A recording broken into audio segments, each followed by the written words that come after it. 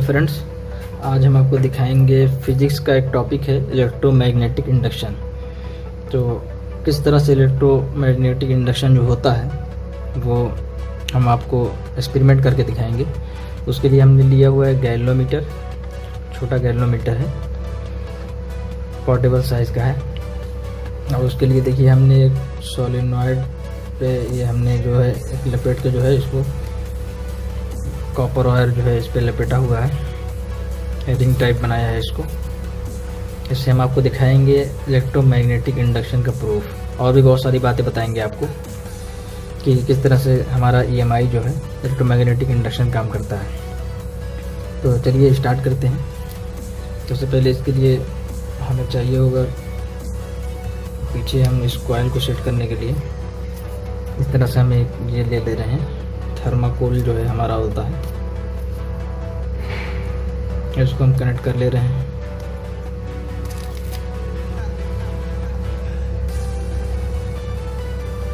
अब इसको हम जो है ये इसको पीछे कनेक्ट कर लेते हैं कॉइल ऊपर करने के लिए। देखिए मैं कनेक्ट कर रहा हूँ इसको, देखिए हमारा कनेक्ट हो गया है। अब हम कॉइल कनेक्ट कर लेते हैं ऊपर। आप देख सकते हैं कि हम कॉइल ऊपर कनेक्ट कर रहे हैं। इस तरह से हम कॉइल को कनेक्ट कर लेंगे ऊपर।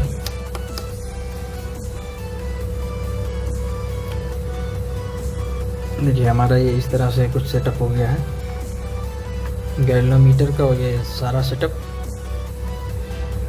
अब देखिए ये वाला जो है एक वायर हम इसको गैल्वेनोमीटर के इस साइड पे हम जोड़ देंगे।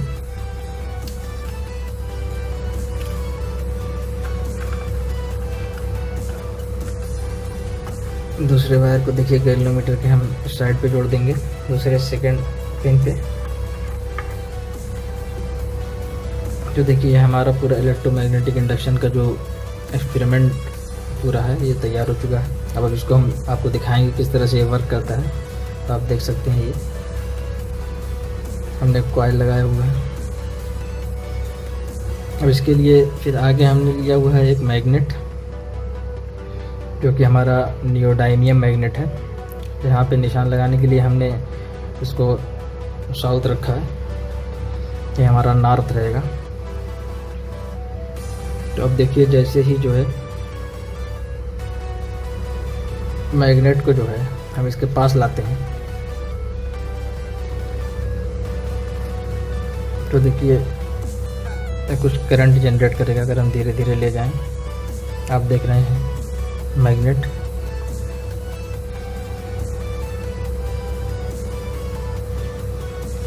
जैसे देखिए हम पास ले गए।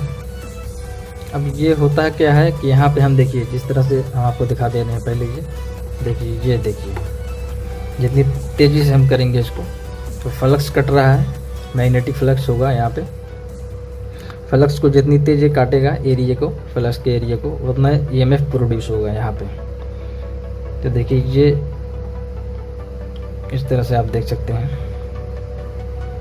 अब देखिए यहाँ पे हमने ये जो है इसको हमने साउथ पोल ले लिया है। तो हम जैसे ही इसको पास में लाएंगे तो ये अपोज करेगा। ये इलेक्ट्रोमैग्नेटिक का लॉ है एक, कि जब भी हम इसको करते हैं तो उसको अपोज करता है, करंट जो पैदा होता है इसमें। तो आप देख सकते हैं कि इसको हम पास ले जाएंगे तो ये अपोज करेगा। अगर ये साउथ साइड है तो ये साउथ हो जाएगी, तो अपोज तभी हो पाएगा। तो ये चाहेगा कि हम इसको पास ना आने दें। आप देख सकते हैं, मगर हम इसको लेके जा रहे हैं, हम लेके गए। देखिए तो ये भी जब साउथ बनेगा, जब इसको पास में ले जाएंगे साउथ बनेगा, तो देखिए डिफ्लेक्शन इधर की तरफ हो रहा है, मतलब हमारी करंट की डायरेक्शन जो है इस साइड हो जाएगी। एंटी क्लॉक वाइज, साउथ में आप जानते हैं कि एंटी क्लॉक वाइज होती है, तो हमारी करंट की डायरेक्शन इस तरह से फॉलो होगी और गैल्वेनोमीटर की रीडिंग उधर चली जाएगी। ये देख रहे हैं आप। मगर जब हम इसको एक बार अंदर किए, अब इसको हम बाहर कर रहे हैं, तो आप देख रहे हैं गैल्वेनोमीटर की रीडिंग इधर जा रही है। इसको हम जब बाहर कर रहे हैं तो देख रहा है गैल्वेनोमीटर की रीडिंग इधर जा रही है। तो ये साउथ पोल था। अब ये चाहेगा कि ये अंदर ही रहे, बाहर ना निकले, तो ये अपने आप को क्या बनाएगा, नॉर्थ पोल बना लेगा। और नॉर्थ पोल जैसे ही बनाएगा, क्योंकि ये चाहेगा कि अब ये बाहर ना निकले, तो ये नॉर्थ पोल बना लेगा। देखिए हमने निकाला, तो अब नॉर्थ पोल में आप जानते हैं करंट जो एंटी क्लॉकवाइज होती है, तो करंट की डायरेक्शन इधर हो जाती है। तो ये पूरी वर्किंग थी। ये देखिए हम आपको दिखा रहे हैं, इधर हम ले गए तो ये साउथ पोल, तो ये बना साउथ, तो ऐसे ले गए अपोज करेगा साउथ, तो करंट की डायरेक्शन इधर हो गई। अब हम अंदर ले जाने के बाद इसको जब बाहर लाएंगे तो अब पहले से साउथ है, तो अब इसको ये सोचेगा कि ये अब ना निकले, तो हम इसको बाहर कर रहे हैं। तो देखिए ये इस तरह से हो रहा है। तो टोटल इलेक्ट्रोमैग्नेटिक इंडक्शन की वर्किंग जो थी ये थी, आप देख सकते हैं कि इस तरह से हम ले जा रहे हैं। ये देखिए, ये फिजिक्स में एक टॉपिक है EMI के नाम से, उसमें हम ये पढ़ते हैं। तो हमने सोचा कि ये उसको एक्सपेरिमेंट बना दें, बहुत से बच्चे समझ नहीं पाते हैं। तो अब यहाँ पे एक बात याद रखनी है कि आप जब भी लेंगे तो यहाँ पे फार्मूला होता है d phi = BA cos theta. मतलब ये हमारा जो है, ये देखिए यहाँ नॉर्थ से साउथ अगर हम गए तो मैग्नेटिक फील्ड की डायरेक्शन हमारी इस साइड में, इस प्लेन में, और कॉइल का प्लेन जो है वो हमारा देखिए इस साइड में। कॉइल का प्लेन इस साइड में नहीं, हम आपको दिखाते हैं, एक पेन से दिखाते हैं। ये देखिए हमारा कॉइल का प्लेन रहेगा, ये हमारा कॉइल का प्लेन हो जाएगा। तो अब मैग्नेटिक फील्ड की डायरेक्शन भी इधर ही होगी। तो आप जानते हैं कि एरिया वेक्टर ये जो हमारा आएगा यहाँ पे प्लेन, कॉइल ऑफ प्लेन के परपेंडिकुलर जो आएगा, ये एरिया वेक्टर यही है।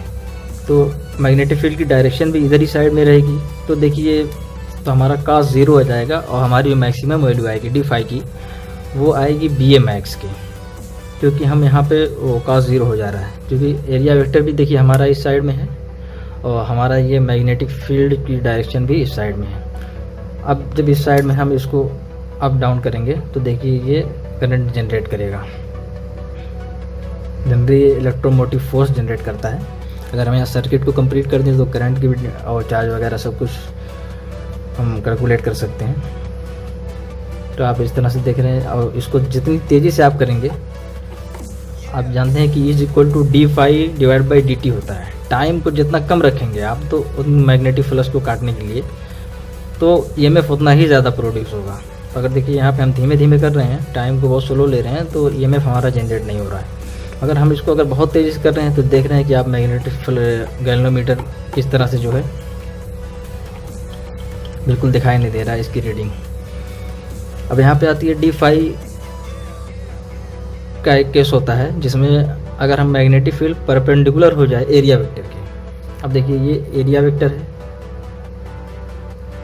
ये आप देख रहे हैं एरिया वेक्टर है इस साइड में। अब मैग्नेटिक फील्ड डायरेक्शन हमने पहले इस साइड ली थी, अब मैग्नेटिक फील्ड अगर हम बदल दें, इस साइड कर दें, अब हमारी मैग्नेटिक फील्ड की डायरेक्शन ये है, अपवर्ड साइड और डाउनवर्ड साइड हो गई।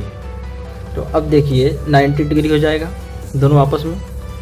तो cos phi जो है, अगर हमारा जो है cos थीटा जो है 90 हो गया तो d phi की वैल्यू 0 हो जाएगी। d phi अगर 0 हो गया तो हमें वहाँ पे कोई भी जो है EMF इलेक्ट्रोमोटिव फोर्स हमें प्रोडक्शन नहीं मिलेगा। देखिए हम आपको दिखा रहे हैं कि जब हम इसको 90 कर रहे हैं तो देखिए यहाँ पे गैल्वेनोमीटर पे कुछ थोड़ा बहुत हो रहा है, क्योंकि